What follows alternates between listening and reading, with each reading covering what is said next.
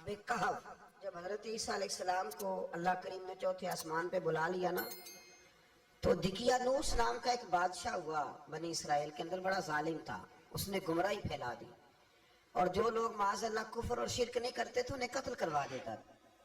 تو 7-8 نوجوان اپنا ایمان بچا کے بھاگے۔ او ہو اللہ اکبر، ساری دنیا مال بچا کے بھاگتی، وہ 7-8 نوجوان اپنا ایمان بچا کے بھاگے کہ یہ ہمیں کہیں کفر کی طرف نہ لوٹا دے۔ تو جا کے ایک غار کے اندر چلے گئے، تو ایک کتا بھی ان کے ساتھ ہو گیا۔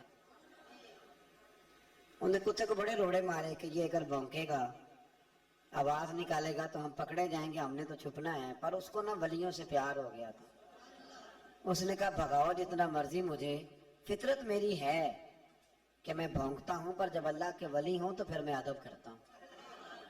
یہ قرآنی واقعہ۔ اچھا، یہ عین وہ واقعہ ہے قرآن مجید کا کہ جو بہت ساری چیزوں پر ویسے ہی نص ہے اور بہت ساری زبانیں ویسے ہی گنگ ہو جاتی۔ تو وہ 6-7 لوگ تھے، وہ چلے گئے غار کے اندر، جا کے انہوں نے پناہ لے لی۔ بادشاہ کو پتہ چل گیا کہ غار کے اندر ہے۔ اچھا، اللہ کی قدرت، جیسے ہی داخل ہوئے انہیں نیند آ گئی،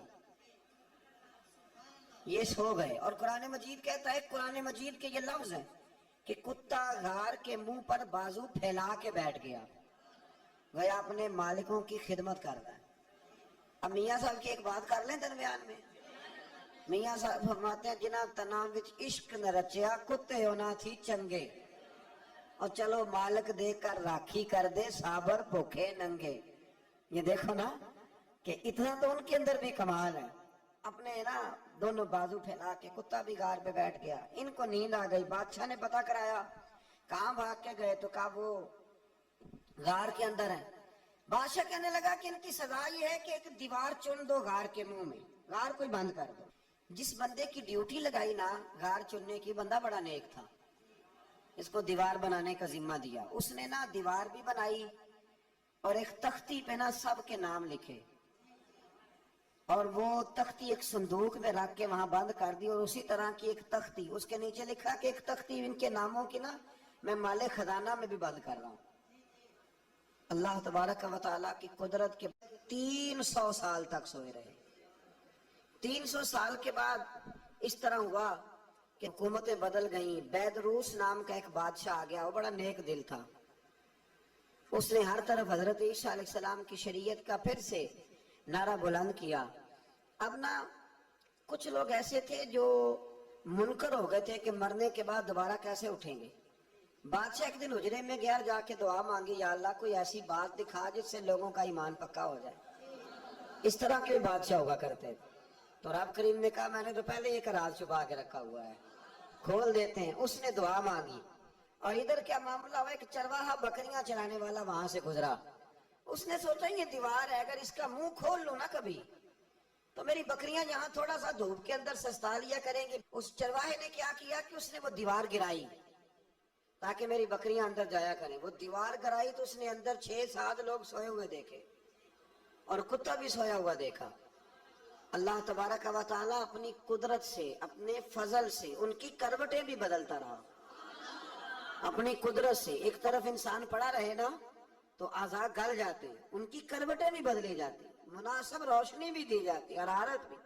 اس نے دیوار گرائی تو ان کی آنکھ کھل گئی، ایک دوسرے سے کہنے لگے آج تو بڑی گہری نیند سوئے یار، آج تو لمبی نیند پوری کر لی، چلو بھوک بڑی لگی ہے، ایک دوست کو بھیجو۔ یہ سارا واقعہ قرآن مجید میں موجود ہے، میں اپنے لفظوں میں بیان کر رہا ہوں۔ جاؤ ایک دوست کو بھیجو بازار سے نا کھانا لے آئے، پیسے وہی 300 سال پرانی کرنسی۔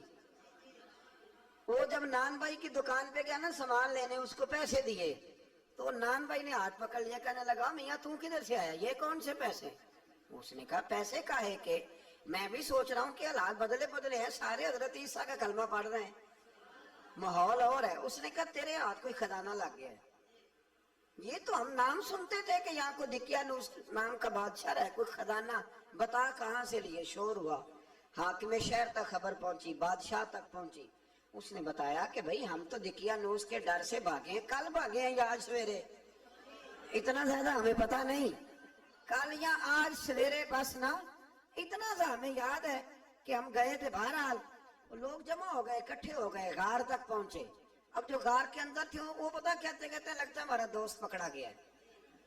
تو پکڑا گیا ہے تو بندے جمع ہو، وہ اندر ڈر رہے تھے، تسبیح کر رہے تھے، اللہ کو یاد کر رہے تھے. ادھر یہ پہنچ گیا جب ان لوگوں نے یہ جیتا جاگتا رب کے فضل کا نمونہ دیکھا، اور بادشاہ نے کہا کہ یہ کیا ہے. صندوق کھولا تو اس کے اندر وہ تختی لکھی تھی کہ یہ ان کے نام ہے، یہ دقیانوس سے ڈر کے بھاگے ہوئے ہیں، یہاں یہ سو رہے ہیں.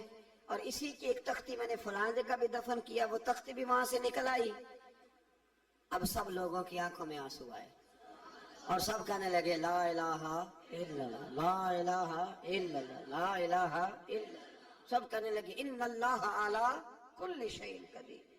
جب ان کی بات پوری ہو گئی، لوگوں کے ایمان پختہ ہو گئے، تو اصحاب کہف کہنے لگے کہ ہمیں اب اجازت ہے، ہم پھر دوبارہ غار میں جاتے ہیں. وہ غار میں گئے تو رب نے پھر انہیں موت عطا فرمائی، نیند عطا فرمائی، تحفہ دیا. بادشاہ نے پھر اس کے آگے دیوار بنائی اور وہاں بادشاہ نے ایک مسجد تعمیر کرا دی، لوگ زیارت کرنے جاتے. یہ اصحاب کہف کا ذکر ہے. اب یہاں ہمارے مفسرین نے لکھا ہے کہ وہ جو کتا تھا نا وہ بھی ساتھ ہی تھا. اللہ قیامت والے دن اسے انسانی، یا تو انسانی شکل ملے گی، یا جیسے رب کا فضل ہوگا رب کریم اسے بھی جنت عطا فرمائے.